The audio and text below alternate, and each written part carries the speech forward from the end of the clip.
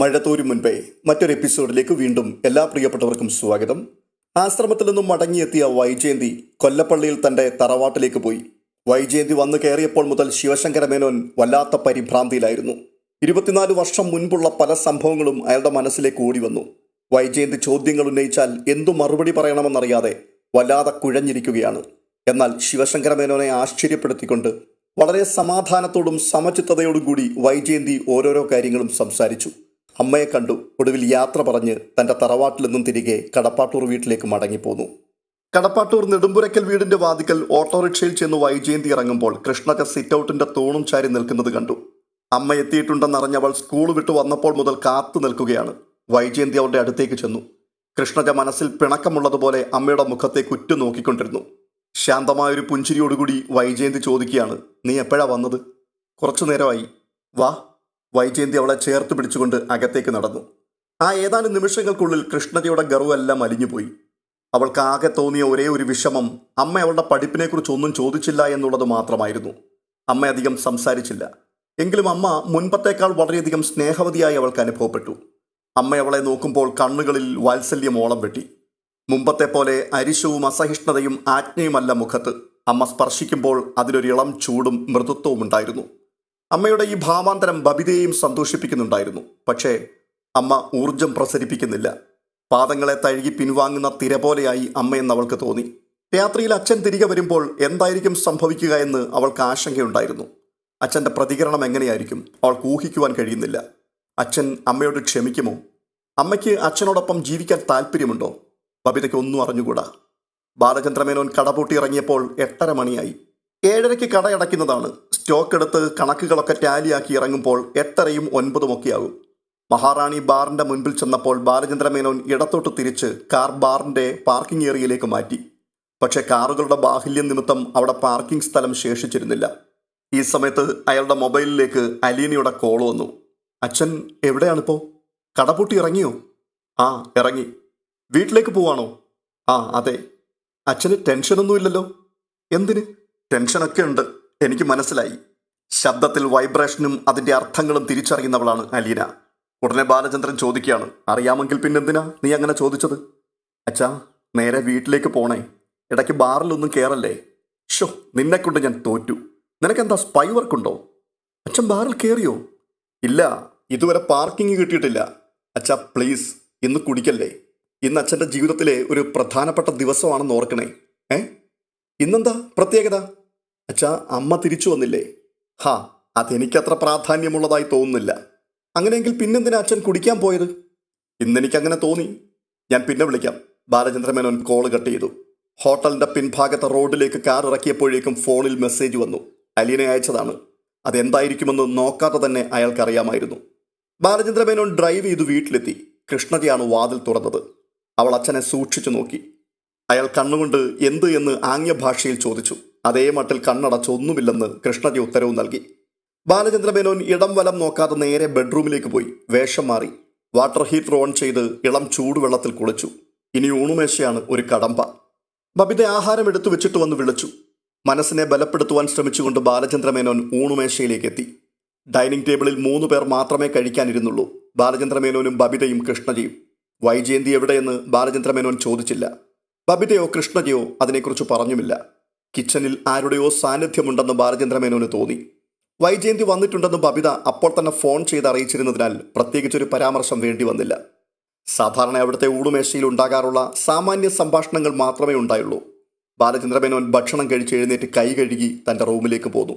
വൈജയന്തി കിച്ചണിൽ നിന്നുകൊണ്ടാണ് ഊണ് കഴിച്ചത്. ബബിതയും കൃഷ്ണജയും വളരെ നിർബന്ധിച്ചിട്ടും വൈജയന്തി ഊണുമുറിയിലേക്ക് വരികയുണ്ടായില്ല. ബാലചന്ദ്രമേനോൻ കഴിക്കാൻ എത്തുന്നതിന് മുൻപ് തന്നെ തനിക്കുള്ള ഭക്ഷണം വിളമ്പിയെടുത്ത് സ്ലാബിന്മേൽ വെച്ചിരുന്നു വൈജയന്തി. കിടക്കാൻ നേരം വൈജയന്തി ബബിതയുടെ റൂമിലേക്ക് പോയി. അവിടെയാണിപ്പോൾ കൃഷ്ണജയും കിടക്കുന്നത്. കുട്ടികളെ 2 പേരെയും വൈജയന്തി തൻ്റെ ഇരുവശത്തുമായി കിടത്തി. കൃഷ്ണജയുടെ നേർക്ക് തിരിഞ്ഞ് അവളുടെ ശിരസ് കൈത്തണ്ടയിൽ എടുത്തു വെച്ച് മുഖത്തേക്ക് നോക്കിക്കൊണ്ട് വൈജയന്തി കിടന്നു. അവളുടെ പുരികത്തിനു മീതെയും ചെന്നിയിലും വാത്സല്യത്തോടെ വിരലൊടിച്ചു. തുടർന്ന് തീരെ പതിഞ്ഞ സ്വരത്തിൽ വൈജയന്തി ചോദിക്കുകയാണ്, അമ്മയോട് വെറുപ്പൊന്നും ഇല്ലല്ലോ മോൾക്ക്? കൃഷ്ണജയ്ക്ക് അത് കേട്ടപ്പോഴേക്കും കരച്ചിൽ വന്നു. അവൾ മെല്ലെ തിരികെ പറഞ്ഞു, ഇല്ല. ഇത്തരത്തിലുള്ളൊരു സ്നേഹമൊന്നും അവൾക്ക് അമ്മയിൽ നിന്നും കിട്ടിയിട്ടുണ്ടായിരുന്നില്ല. കൽപ്പനകളും വഴക്കുകളും ശാസനകളും ശിക്ഷകളുമായിരുന്നു അമ്മയെന്ന് വെച്ചാൽ. അച്ഛനോട് മോൾക്ക് ദേഷ്യമുണ്ടോ? അച്ഛനോടും ഇല്ല. വൈജയന്തി അവളുടെ ചുമലിൽ താളം പിടിച്ചുറക്കി. ബബിതയോട് പ്രത്യേകിച്ചൊന്നും ചോദിക്കേണ്ടതില്ലെന്ന് വൈജയന്തിക്ക് അറിയാമായിരുന്നു. എല്ലാ രഹസ്യങ്ങളും അറിഞ്ഞ ശേഷവും അവൾ തന്നോട് കാണിച്ച അലിവും കരുണയും വാത്സല്യവും എത്ര അധികമായിരുന്നുവെന്ന് വൈജയന്തി ഓർമ്മിക്കുന്നുണ്ട്. വാതിലടച്ചപ്പോൾ ബോൾട്ട് ഇടണോ വേണ്ടയോ എന്നൊരു സംശയം ബാലചന്ദ്രമേനോന്റെ മനസ്സിൽ ഒരു വടംവലിയായി രൂപാന്തരപ്പെട്ടു. ബോൾട്ട് ഇടാതെയാണ് ഇത്രയും ദിവസം കിടന്നത്. ബബിത രാത്രിയിൽ ഒരു തവണയെങ്കിലും വന്ന് നോക്കുമായിരുന്നു. അച്ഛൻ ഹൃദ്രോഗിയാണ് എന്ന പേടി അവളുടെ മനസ്സിലുണ്ട്. ഒരു വിഷമം വന്നാൽ എഴുന്നേറ്റ് വാതിൽ തുറക്കാൻ കഴിഞ്ഞില്ലെങ്കിലോ എന്ന് ശങ്കിച്ചാണ് ബോൾട്ട് ഇടാതെ കിടക്കുന്നത്. ഇപ്പോൾ കതകിന് കുറ്റിയിട്ടാൽ അത് ശക്തമായൊരു സന്ദേശമായിരിക്കുമെന്ന് ബാലചന്ദ്രമേനോൻ വിചാരിച്ചു. ഈ വാതിൽ എന്നേക്കുമായി അടച്ചതാണ്. ഇവിടേക്ക് പ്രവേശനമില്ല. ഇതാണ് സന്ദേശം. ഇപ്പോഴത്തെ മാനസികാവസ്ഥ ഇതാണ് ആഗ്രഹിക്കുന്നതും ആവശ്യപ്പെടുന്നതും. തന്റെ മുൻപിലേക്ക് വന്നിട്ടില്ലെങ്കിലും വൈജയന്തി ഈ വീട്ടിലുണ്ട് എന്നതൊരു പരിഹാരമില്ലാത്ത പ്രശ്നമായി അയാൾക്ക് അനുഭവപ്പെട്ടു. സ്വമേധയാ വീട് വിട്ട് ഇറങ്ങിപ്പോയവൾ തിരിച്ചു വന്നത് എന്തിനാണ്? കുട്ടികളെ നോക്കാൻ വേണ്ടിയാണോ? അവകാശം പുനഃസ്ഥാപിക്കാനാണോ? ഒരു അനുരഞ്ജനത്തിന് ശ്രമിക്കാൻ വേണ്ടിയാണോ? ഒന്നും തീർച്ചപ്പെടുത്തുവാൻ കഴിയുന്നില്ല. സന്ദേഹങ്ങളോട് പൊരുതിക്കൊണ്ട് അയാൾ 11:30 മണി വരെ കഴിച്ചുകൂട്ടി. ഒടുവിൽ വാതിൽ ബോൾട്ട് ഇടുന്നത് ഭീരുത്വമാണെന്ന് സ്വയം കണ്ടെത്തി അതുപേക്ഷിച്ചു. വാതിൽ ചാരിയിട്ട് ലൈറ്റ് അണച്ചു കിടന്നു. ഇളം നീലവെട്ടം പകർന്ന് ഫാൻസി ബൾബ് മാത്രം മങ്ങി പ്രകാശിച്ചു കൊണ്ടിരുന്നു. ബാലചന്ദ്രമേനോൻ ഒരു സ്വപ്നം കാണുകയായിരുന്നു. താനൊരു സർക്കസ് അഭ്യാസിയാണ്. 2 കെട്ടിടങ്ങൾക്കിടയിൽ വലിച്ചു കെട്ടിയ കമ്പിലൂടെ നടക്കുകയാണ്. കെട്ടിടം അകന്നകന്നു പോയിക്കൊണ്ടേയിരിക്കുന്നു. കമ്പി വലിയ മതിലായി മാറി. ഇരുവശത്തും അഗ്നികുണ്ഡം ആളിക്കത്തി. തീച്ചൂളയ്ക്ക് നടുവിലാണ് താൻ. ഓരോ അടി മുൻപോട്ട് വെക്കുമ്പോഴും കാലുകൾ എരിഞ്ഞുകൊണ്ടേയിരിക്കുന്നു. മതിലിന്റെ നീളം അവസാനിച്ചു. നിലത്തേക്ക് കാൽ വെച്ചതും ഒരരുവി ഒഴുകി വന്ന് പാദങ്ങളെ നനച്ചു.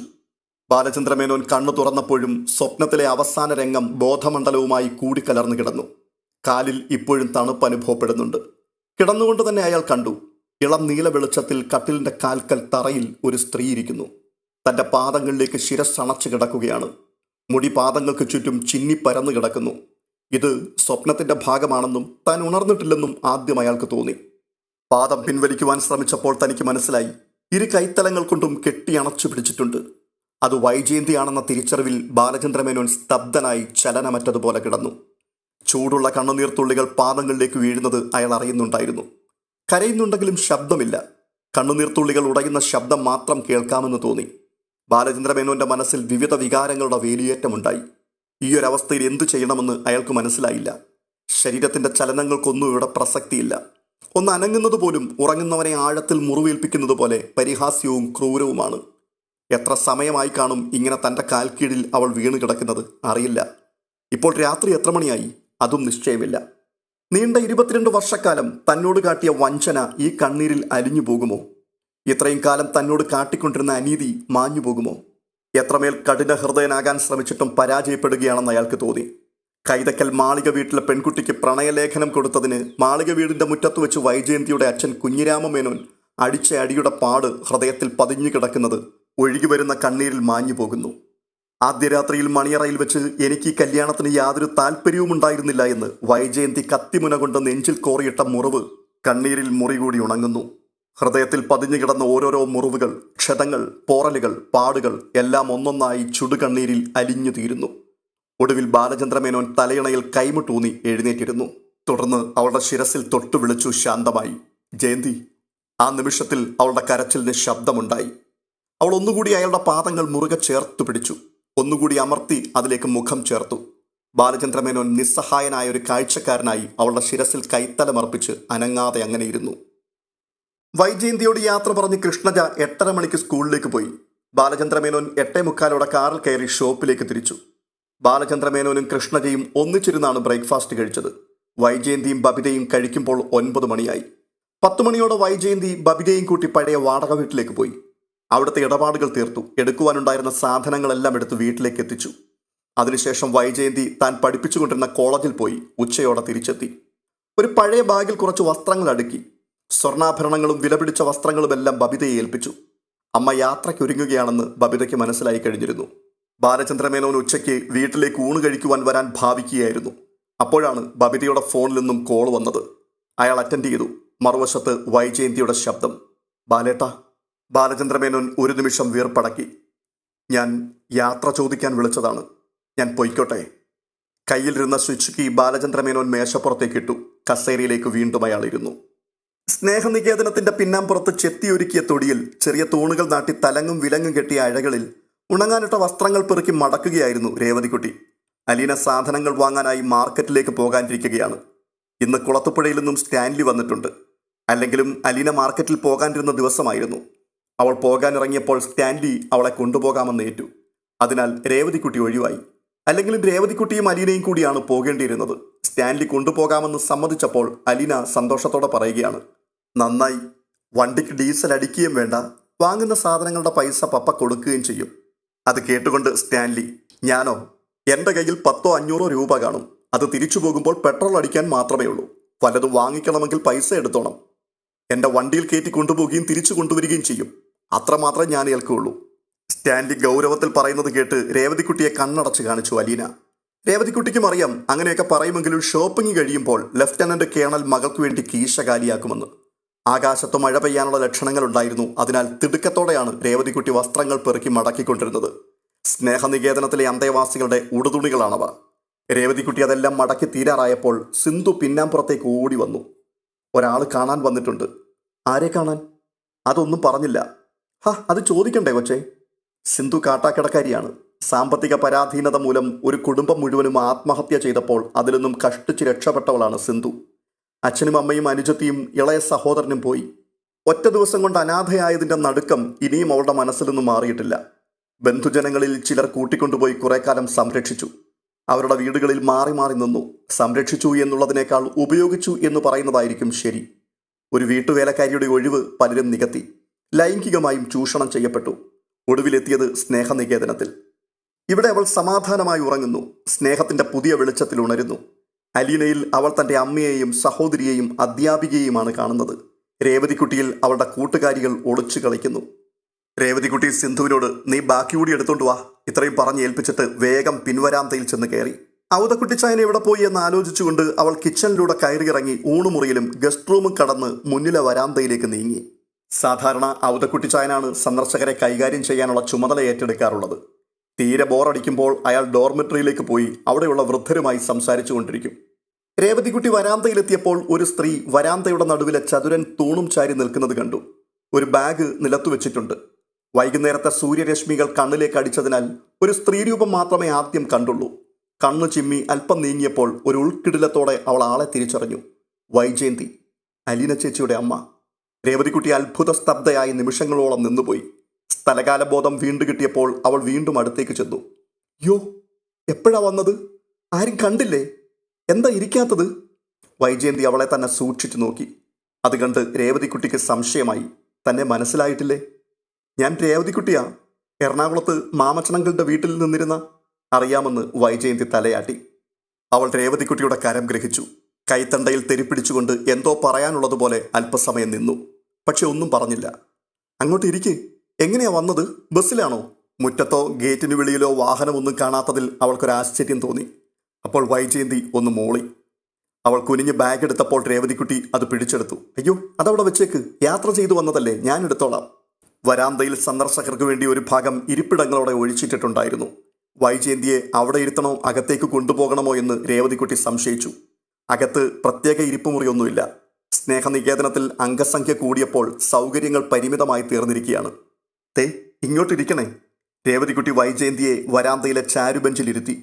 ബാഗ് ബെഞ്ചിൽ തന്നെ വെച്ചിട്ട് രേവതിക്കുട്ടിയും വൈജയന്തിയുടെ അരികിൽ തന്നെ നിന്നു. അവൾ പറയുകയാണ്, അലീന ചേച്ചി ഇപ്പം ഇവിടെ ഇല്ല. പപ്പ വന്നിട്ടുണ്ടായിരുന്നു. കുറച്ച് സാധനങ്ങൾ വാങ്ങാനായിട്ട് രണ്ടുപേരും കൂടി മാർക്കറ്റിലേക്ക് പോയതാണ്. വൈജയന്തിക്ക് എന്തെങ്കിലും പറയുവാൻ അല്പം സമയം അവൾ അനുവദിച്ചു. പക്ഷേ അവരൊന്നും മിണ്ടിയില്ല. രേവതിക്കുട്ടിക്കും ഇനി എന്തു പറയണമെന്നറിയാതെയായി. അവൾ പറയുകയാണ്, ഞാൻ കുടിക്കാൻ എന്തെങ്കിലും എടുക്കാം. ഔതക്കുട്ടിച്ചായൻ ഇവിടെ ഉണ്ട്, അലീന ചേച്ചിയുടെ വല്യപ്പച്ചൻ. കണ്ടിട്ടില്ലായിരിക്കുമല്ലോ. വൈജയന്തി രേവതിക്കുട്ടിയെ നോക്കി മന്ദഹസിച്ചു. പതിയെ തലയാട്ടി. ഞാൻ ഇപ്പോൾ വരാമേ. ആകെ പരിഭ്രമിച്ചതുപോലെയാണ് രേവതിക്കുട്ടി ഡോർമെട്രിയിലേക്ക് ഓടിച്ചെന്നത്. ഔതക്കുട്ടിച്ചായൻ പതിവ് പോലെ ചെവിക്കൽപ്പം കേൾവിക്കുറവുള്ള ഉലഹന്നാൻ ചേട്ടന്റെ കിടക്കക്കരിയിൽ ഒരു സ്റ്റൂളിലിരുന്നു കൊണ്ട് വെടിപൊട്ടിക്കുകയാണ്. ഉലഹന്നാൻ വല്ലതും കേൾക്കണമെങ്കിൽ വെടിപൊട്ടിക്കണമെന്നാണ് ഔതക്കുട്ടിച്ചായന്റെ അഭിപ്രായം. രേവതിക്കുട്ടി കിതപ്പോടെ പെട്ടെന്ന് ചെന്ന് വിളിക്കുകയാണ്, വല്യപ്പച്ച. അയാൾ തല തിരിച്ച് രേവതിക്കുട്ടിയുടെ മുഖത്തേക്ക് നോക്കി ആ കിതപ്പ് കണ്ടിട്ട് ചോദിക്കുകയാണ്, നിന്നെ ആരെങ്കിലും ഓടിച്ചോടി കൊച്ചേ? വല്യപ്പച്ചൻ ഇങ്ങോട്ട് വന്നേ. സംഗതി അല്പം ഗൗരവമുള്ളതാണെന്ന് മനസ്സിലായപ്പോൾ ഔതക്കുട്ടിച്ചായൻ സ്റ്റൂളിൽ നിന്നും എഴുന്നേറ്റ് രേവതിക്കുട്ടിയുടെ പിറകെ ചെന്നു. അലീന ചേച്ചിയുടെ അമ്മ വന്നിട്ടുണ്ട്. ഏ നേരോ? ഔതക്കുട്ടിച്ചായനും പെട്ടെന്നൊന്ന് പകച്ചു. നേരാണ്, ദേ വരാന്തയിൽ ഇരിപ്പുണ്ട്. നീ ചോദിച്ചില്ലേ എന്തിനാ വന്നതെന്ന്? അയ്യോ, ഞാൻ ചോദിക്കണോ വല്യപ്പച്ച? നമുക്കറിയരുതോ മോളെ കാണാൻ വന്നതാണെന്ന്? കൃത്യം അവളില്ലാത്ത നേരത്ത് തന്നെ എത്തി. എപ്പോഴാണോ വന്നത് ബെല്ലടിച്ചതൊന്നും ആരും കേട്ടില്ലല്ലോ. ആരും അറിഞ്ഞില്ലെന്നേ. കരണ്ടുണ്ടോ ബെല്ലടിക്കുന്നത് കേൾക്കാൻ? ഉച്ചയ്ക്ക് കട്ടായതല്ലേ. ആ, എന്തായാലും അവൾ വന്ന് കണ്ടിട്ടല്ലേ പോകത്തുള്ളൂ. നീ ഇങ്ങ് വിളിച്ചോണ്ട് വാ. വല്യപ്പച്ചനും കൂടി വാ. ഔതക്കുട്ടിച്ചായനും കൂടി വരാന്തയിലേക്ക് ചെന്നു. അയാളെ കണ്ടതും വൈജയന്തി എഴുന്നേറ്റു. അലീന ചേച്ചിയുടെ വല്യപ്പച്ചനാ, രേവതിക്കുട്ടി പരിചയപ്പെടുത്തി. വൈജയന്തി വൃദ്ധന്റെ നേർക്ക് കൈകൂപ്പി. ഔതക്കുട്ടിച്ചായനും ഒന്ന് ശിരസ് നമിച്ചു. രേവതിക്കുട്ടി അപ്പോൾ ചോദിക്കുകയാണ്, നിങ്ങൾ തമ്മിൽ ആദ്യമായിട്ട് കാണുമല്ലേ? വൈജയന്തി ഔതക്കുട്ടിച്ചായനെ ഒന്ന് നോക്കിയിട്ട് അതേ എന്ന അർത്ഥത്തിൽ തലയാട്ടി. മുൻപ് കണ്ടിട്ടില്ലെങ്കിൽ കൂടി ഔതക്കുട്ടിച്ചായന് പെട്ടെന്ന് തിരിച്ചറിയുവാൻ കഴിയുമായിരുന്നു. ബബിതയുടെ ഒരു മുതിർന്ന പതിപ്പാണ്. ബബിത കുളത്തുപുഴയിൽ താമസിച്ചപ്പോൾ ഔതക്കുട്ടിച്ചായനുമായി നല്ല ഇണക്കത്തിലായിരുന്നു. അയാൾ സങ്കല്പിച്ചിരുന്നതുപോലെ വൈജയന്തി വലിയ ദേഷ്യക്കാരിയോ അഹങ്കാരിയോ ആണെന്ന് തോന്നിയില്ല. ശാന്തമായ മുഖം, ശാന്തമായ കണ്ണുകൾ. പ്രായം എത്രയായാലും ഉള്ളതിനേക്കാൾ കുറച്ചേ തോന്നിക്കുന്നുള്ളൂ. തൻ്റെ മകൻ്റെ ഭാര്യയായി വരേണ്ടിയിരുന്ന പെണ്ണായിരുന്നുവല്ലോ ഇവളെന്ന് ഔതക്കുട്ടിച്ചായൻ അല്പം വല്ലായ്മയോടെ ഓർത്തു. താൻ മനസ്സ് വെച്ചിരുന്നെങ്കിൽ അവർ ഒരുമിച്ച് ജീവിച്ചേനെ. ഇവളുടെ അച്ഛനും അമ്മാവനും ആങ്ങളമാരും താനും കൂടി ചേർന്ന് നടത്തിയ ഗൂഢാലോചനയിലാണ് ഇവരുടെ ജീവിതം പരാജയപ്പെട്ടത്. ഇവൾ പ്രസവിച്ച മകൾ ഒരനാഥയായി ദീർഘകാലം ജീവിക്കേണ്ടി വന്നത്. തൻ്റെ മകൻ്റെ ജീവിതം ദുരിതപൂർണമായി തീർന്നതും. മാതാപിതാക്കൾ ദുരഭിമാനത്തിൻ്റെയും ജാതി മതങ്ങളുടെയും ഈടിന്മേൽ നടത്തുന്ന ക്രൂരമായ ചില ഒത്തുകളികളിൽ മക്കളുടെ ജീവിതത്തെ പരാജയത്തിൻ്റെ പടുകുഴിയിലേക്ക് തള്ളുന്നതിൻ്റെ ഉദാഹരണങ്ങൾ തൻ്റെ മുൻപിൽ ആൾരൂപങ്ങളായി നിൽക്കുന്നത് ഇന്ന് ഔതക്കുട്ടിച്ചായൻ തിരിച്ചറിയുന്നു. ഒരുപക്ഷെ താൻ അന്ന് ലാലിച്ചനോട് ഇവളുമായുള്ള വിവാഹത്തിന് സമ്മതം മൂളിയിരുന്നെങ്കിൽ ഇവരുടെ ജീവിതം എത്രയധികം സന്തോഷപ്രദമായേനെ എന്ന് അയാൾ കുറ്റബോധത്തോടെ ഓർത്തു. തുടർന്ന് ഔതക്കുട്ടിച്ചായൻ മനസ്സിൽ യാതൊരുവിധ കാലുഷ്യങ്ങളുമില്ലാതെ വൈജയന്തിയോട് പറയുകയാണ്, ഇവിടെ ഇരിക്കണ്ട, അകത്തോട്ട് കയറിപ്പോരെ, സൗകര്യങ്ങളൊക്കെ കുറവാണെന്ന് മാത്രമേ ഉള്ളൂ. വൈജയന്തി ഔതക്കുട്ടിച്ചായൻ്റെ പിന്നാലെ അകത്തേക്ക് നടന്നു. ബാഗും എടുത്തുകൊണ്ട് രേവതിക്കുട്ടിയും പിന്നാലെ ചെന്നു. അകത്തെ മുറിയിലേക്ക് എത്തിയപ്പോൾ ഔതക്കുട്ടിച്ചായൻ പറയുകയാണ്, ഇതും ഒരു വീട് തന്നെയാണ്, വലിയ കുടുംബം. ഇന്ന് തന്നെ തിരിച്ചു പോകുന്നുണ്ടോ? ഇല്ലല്ലോ. ഇല്ലെന്നോ ഉണ്ടെന്നോ വൈജയന്തി മറുപടി പറഞ്ഞില്ല. ഓഫീസ് മുറിയിലാണ് വൈജയന്തിയെ കൊണ്ടുചെന്നത്. അവിടെ ഒരു മേശയും 2 കസേരയും കട്ടിലും അലമാരയും കിടപ്പുണ്ടായിരുന്നു. 2 വർഷം മുൻപ് ബ്രിജിത്താമ്മ കിടക്കാനായും ഓഫീസ് കാര്യങ്ങൾക്കായും ആ മുറിയാണ് ഉപയോഗിച്ചിരുന്നത്. ഇപ്പോൾ അത് അതിഥി മുറിയായി കൂടി ഉപയോഗിക്കപ്പെടുന്നു. ഔതക്കുട്ടിച്ചായൻ അവിടെയാണ് കിടക്കാറുള്ളത്. ഔതക്കുട്ടിച്ചായൻ കസേര ചൂണ്ടിക്കാട്ടിയിട്ട് വൈജയന്തിയോട് പറയുകയാണ്, ദേ അങ്ങോട്ടിരുന്നു. ഔതക്കുട്ടിച്ചായൻ കട്ടിലിരുന്നു. അമ്മ ഇരിക്ക്. രേവതിക്കുട്ടി വൈജയന്തിയുടെ തോളത്ത് പിടിച്ച് പതിയെ കസേരയിലേക്ക് ഇരുത്തി. ചുമരിൽ ചില്ലിട്ട് വെച്ചിരിക്കുന്ന വലിയ പോർട്രേറ്റിലേക്ക് വൈജയന്തി നോക്കുന്നത് കണ്ട് രേവതിക്കുട്ടി പറയുകയാണ്, ഇതാണ് ഞങ്ങളുടെ ബ്രിജിത്ത മമ്മി. വൈജയന്തി കണ്ണുമയ്ക്കാതെ നോക്കിക്കൊണ്ടേയിരുന്നു. ബ്രിജിത്ത മമ്മി പറഞ്ഞു കേട്ടിട്ടുണ്ട്, അലീന ചേച്ചിയെ മമ്മിയുടെ കയ്യിൽ കിട്ടുമ്പോൾ ഇത്രയേ ഉണ്ടായിരുന്നുള്ളെന്ന്. ഒരു പക്ഷിക്കുഞ്ഞിനെ കൈവെള്ളയിൽ ഒതുക്കി പിടിക്കുമ്പോഴുള്ള ആംഗ്യത്തോടെ രേവതിക്കുട്ടി പറയുകയാണ്. വൈജയന്തിയുടെ മുഖം അപ്പോൾ വികാരാധീനമായി. അയ്യോ, ഞാൻ കുടിക്കാനൊന്നും എടുത്തില്ലല്ലോ. രേവതിക്കുട്ടി കിച്ചണിലേക്ക് ഓടി. ചായയ്ക്ക് വെള്ളം അടുപ്പത്ത് വെച്ച ശേഷം രേവതിക്കുട്ടി തിടുക്കത്തിൽ മൊബൈൽ ഫോൺ എടുത്ത് അലീനയുടെ നമ്പർ ഡയൽ ചെയ്തു. പലവ്യഞ്ജനങ്ങളുടെ ഹോൾസെയിൽ കടയിൽ നിൽക്കുകയായിരുന്നു സ്റ്റാൻലിയും അലീനയും. ലിസ്റ്റ് നോക്കി അവൾ ഓരോരോ സാധനങ്ങൾ തൂക്കിയെടുപ്പിക്കുകയായിരുന്നു. സ്റ്റാൻലി സ്വീറ്റ്സും ബിസ്ക്കറ്റും മറ്റും അടങ്ങിയ അലമാരകൾക്കിടയിലൂടെ ഒരു ബാസ്ക്കറ്റ് കയ്യിൽ തൂക്കി പിടിച്ച് നടക്കുന്നുണ്ട്. മൊബൈൽ ഫോണിൽ കോൾ വന്നപ്പോൾ അലീന ഹാൻഡ് ബാഗ് തുറന്നു നോക്കി. രേവതിക്കുട്ടിയാണ്. അവൾ ഇങ്ങോട്ട് എന്തെങ്കിലും പറയുന്നതിന് മുൻപേ അലീന സംസാരിച്ചു തുടങ്ങി. ഞങ്ങളിപ്പോൾ കടയിൽ നിൽക്കുമോ മോളെ, ഇപ്പം വരും. അലീന ചേച്ചി, വാങ്ങിയതൊക്കെ മതി, ഇങ്ങ് വാ. എന്താടി? പാലായിന്ന് ഒരാൾ അന്വേഷിച്ചു വന്നിരിക്കുന്നു. ഒരു ഷോക്ക് ഏറ്റതുപോലെ അലീനയുടെ ഉടലിൽ ഒരു വിറയൽ പടർന്നു. രേവതിക്കുട്ടി വെറുതെ പറയില്ലെന്ന് അവൾക്കറിയാം. എന്നിട്ടും അവൾക്ക് വിശ്വാസമാകുന്നില്ല. അലീനയുടെ മുഖത്തെ ഭാവപ്പകർച്ച കണ്ടുകൊണ്ട് സ്റ്റാൻലി കൈയെടുത്ത ആംഗ്യത്തിൽ കാര്യമെന്താണെന്ന് ചോദിച്ചു. അലീന കയ്യിലിരുന്ന ലിസ്റ്റ് പപ്പയുടെ കയ്യിലേക്ക് കൊടുത്തു. പപ്പ, 1 മിനിറ്റേ. കടയ്ക്ക് പുറത്തേക്കിറങ്ങി നിൽക്കുവാൻ നിർവാഹമില്ലായിരുന്നു. അതിനാൽ അവൾ ആളൊഴിഞ്ഞൊരു കോണിലേക്ക് മാറി. എന്നിട്ട് ചോദിക്കുകയാണ്, എപ്പോഴാ മോളെ വന്നത്? അലീനയുടെ ഒച്ച ഇടറുന്നുണ്ടായിരുന്നു. കുറച്ചു നേരെ ആയിട്ടുള്ളൂ ചേച്ചി. ഓഫീസ് റൂമിൽ ഇരുത്തിയിരിക്കുക. ഔതക്കുട്ടിച്ചായനുമുണ്ട് കൂട്ടിന്. അമ്മ വല്ലതും സംസാരിച്ചോ മോളെ? ഇല്ല, ചോദിക്കുന്നതിന് മാത്രമേ മറുപടി പറയുന്നുള്ളൂ. എന്നെ അന്വേഷിച്ചോ മോളെ? ഇല്ല, ഞാൻ അങ്ങോട്ട് പറഞ്ഞു മാർക്കറ്റിൽ പോയിരിക്കുകയാണെന്ന്. ചേച്ചിയുടെ സ്വരമെന്താ വല്ലാതിരിക്കുന്നത്? സ്വരത്തിനെന്താ? അല്ല, ഒരു വൈബ്രേഷൻ. ടെൻഷനായി അല്ലേ? ഏയ്, ടെൻഷനൊന്നുമില്ല. എനിക്കറിയാം അമ്മയെ ഫേസ് ചെയ്യുന്നത് ഓർക്കുമ്പോൾ. മോളെ, അമ്മ ഒറ്റയ്ക്കാണോ വന്നത്? ആ, കൂടെ ആരെയും കണ്ടില്ല, ബസ്സിനാ വന്നതെന്ന് പറഞ്ഞു. ഞാനൊരു കാര്യം പറയട്ടെ ചേച്ചി. ആ, എന്താ? ഞാൻ മുമ്പ് കണ്ടിട്ടുള്ള വൈജയന്തി അല്ല കേട്ടോ. കഴുത്തിലും കയ്യിലും ഒന്നുമില്ല. നമ്മൾ ആശ്രമത്തിൽ പോയപ്പോൾ അവിടുത്തെ യോഗിനി ഉടുത്തിരുന്ന മാതിരിയുള്ള ഒരു വെള്ളസാരിയാ വേഷം. അമ്മയുടെ മുഖത്ത് സന്തോഷമാണോ അതോ സങ്കടമാണോടി? ഒരു ശാന്തതയാ അലീന ചേച്ചി. എന്നാലും നമുക്ക് തോന്നും എന്തോ അടക്കി പിടിച്ചിട്ടുണ്ടല്ലോ എന്ന്. അമ്മ ഇന്ന് തിരിച്ചു പോകുന്നുണ്ടോ? വല്ലതും പറഞ്ഞോ നിന്നോട്? ഇല്ല, ഒന്നും പറഞ്ഞില്ല എന്നോട്. ഒരു ബാഗ് കൊണ്ടുവന്നിട്ടുണ്ട്. ശരി, ഞാൻ അങ്ങോട്ട് വന്നോളാം. നീ എന്തെങ്കിലും കൊടുത്തോ അമ്മയ്ക്ക്? ചായ ഇട്ടുകൊണ്ടിരിക്കുക ചേച്ചി. ശരി. അലീന ഫോൺ വെച്ചു. പരവശയായി അല്പസമയം അവൾ നിന്നു. പിന്നെ മൊബൈൽ ഫോണിൽ ബബിതയെ വിളിച്ചു. ലൈൻ കിട്ടിയപ്പോഴേ ബബിതയുടെ ചോദ്യം വന്നു. അലീന ചേച്ചി, അമ്മ എങ്ങെത്തിയോ? നിനക്കറിയായിരുന്നോടി അമ്മ ഇങ്ങോട്ടാ പോകുന്നതെന്ന്? പിന്നെ അറിയാതെ ഞാനിപ്പോൾ ചോദിക്കുവോ? എന്നിട്ട് ഇപ്പോഴാണോ നീ പറയുന്നത് എന്നോട്? നേരത്തെ പറയണമെന്ന് ഓർത്തതാ, പിന്നെ വിചാരിച്ചു മുന്നറിയിപ്പൊന്നും തരണ്ടെന്ന്. ഒരു സർപ്രൈസ് ഉണ്ടാവുന്നതല്ലേ അതിൻ്റെ ഒരു ത്രില്ല്. അതിൻ്റെ ഒറിജിനാലിറ്റി നഷ്ടപ്പെടേണ്ടെന്ന് വിചാരിച്ചിട്ടാ. സോറി കേട്ടോ ചേച്ചി. ശരി, ഞാൻ പിന്നെ നിന്നെ വിളിക്കാമേ. കോള് കട്ട് ചെയ്തിട്ട് അലീന സ്റ്റാൻലിയുടെ സമീപത്തേക്ക് ചെന്നു. സ്റ്റാൻലി നെറ്റി ചുളിച്ച് അവളെ നോക്കി. നിന്റെ മുഖമെന്താ വല്ലാതിരിക്കുന്നത്? അത് പപ്പ, അമ്മ വന്നിട്ടുണ്ട്. എവിടെ? സ്റ്റാൻലി ഒന്ന് അമ്പരന്നു. സ്നേഹനികേതനത്തിൽ. സ്റ്റാൻലി അവളുടെ മുഖത്തേക്ക് തന്നെ നോക്കിക്കൊണ്ട് നിന്നു. പെട്ടെന്ന് അലീന കരയാൻ തുടങ്ങി. ചുരിദാറിൻ്റെ ഷാൾ ഉയർത്തി അവൾ കണ്ണു മൂടിയെങ്കിലും മറ്റാൾക്കാരും സെയിൽസ്മാൻമാരും അത് കണ്ടു. സ്റ്റാൻലി വല്ലാതെയായി. അയാൾ അടുത്തേക്ക് നീങ്ങി അവളുടെ തോളത്ത് തട്ടി ആശ്വസിപ്പിക്കുവാൻ ശ്രമിച്ചു. അവൾക്ക് കരച്ചിൽ ഒളിപ്പിക്കുവാൻ മറ്റൊരു സ്ഥലമുണ്ടായിരുന്നില്ല. സ്റ്റാൻലിയുടെ നെഞ്ചിലേക്ക് നെറ്റി മുട്ടിച്ചു നിന്ന് ഏങ്ങലടിച്ചു. സ്റ്റാൻലി കൈത്തലം കൊണ്ട് അവളുടെ പുറത്ത് തട്ടിക്കൊണ്ടിരുന്നു. മറ്റാളുകൾ ശ്രദ്ധിക്കുന്നത് കണ്ടുകൊണ്ട് അയാൾ സെയിൽസ്മാനോട് പറയുകയാ, ഒന്നുമില്ല, ഒരു ഫോൺ കോൾ. ഭയങ്കര സെൻസിറ്റീവാണ്, ഒരു കാര്യവുമില്ല. സ്റ്റാൻലി കഴിയുന്നത്ര ലാഘവത്തോടെ ചിരിക്കാൻ ശ്രമിച്ചു. ആളുകൾ അമ്പരപ്പ് വിട്ട് ചെറിയ ചിരിയോടെ അവരവരുടെ കാര്യങ്ങളിലേക്ക് തിരിഞ്ഞു. അലീന പെട്ടെന്ന് ആത്മസംയമനം വീണ്ടെടുത്തു. നിവർന്നു നിന്ന് കണ്ണും കവിളും തുടച്ചു. Sorry papa. It's okay. സാധനങ്ങളൊക്കെ എടുത്തു തീർന്നു നോക്ക്. സ്റ്റാൻലി അല്പം ഗൗരവത്തിലാണ്. അലീന ലിസ്റ്റ് വാങ്ങി നോക്കി. സെയിൽസ്മാനോട് എല്ലാം എടുത്തോ എന്ന് ചോദിച്ചു. ലിസ്റ്റ് അനുസരിച്ചുള്ളത് എടുത്തിട്ടുണ്ടായിരുന്നു. 10 മിനിറ്റിനുള്ളിൽ ബില്ല് തീർത്തവർ ഇറങ്ങി. സാധനങ്ങളെല്ലാം കടയിലെ ജോലിക്കാർ തന്നെ ജീപ്പിൽ കയറ്റി കൊടുത്തു. ജീപ്പ് ഓടിക്കുന്നതിനിടയിൽ സ്റ്റാൻലി അലീനയെ ശ്രദ്ധിച്ചു. വിദൂരമായൊരു ബന്ധുവിൽ നോട്ടമുറപ്പിച്ച മട്ടിലാണ് ഇരിപ്പ്. അവൾ ഈ ലോകത്തെങ്ങുമല്ലെന്ന് അയാൾക്ക് തോന്നി. ഈ എപ്പിസോഡ് ഇവിടെ പൂർണ്ണമാവുകയാണ്. അടുത്തൊരു എപ്പിസോഡുമായിട്ട് വീണ്ടും കാണാം. ഈ വീഡിയോ നിങ്ങൾക്ക് ഇഷ്ടപ്പെട്ടിട്ടുണ്ടെങ്കിൽ ദയവായി ലൈക്ക് ചെയ്യുവാനും ഹൈപ്പ് ചെയ്യുവാനും കമൻറ്റ് ചെയ്യുവാനും മറക്കരുത്. ഇതുവരെയും ചാനൽ സബ്സ്ക്രൈബ് ചെയ്തിട്ടില്ലാത്തവർ സബ്സ്ക്രൈബ് ചെയ്ത് കൂടെ കൂടുക. അടുത്ത വീഡിയോയിൽ വീണ്ടും കാണും വരേക്കും ബൈ.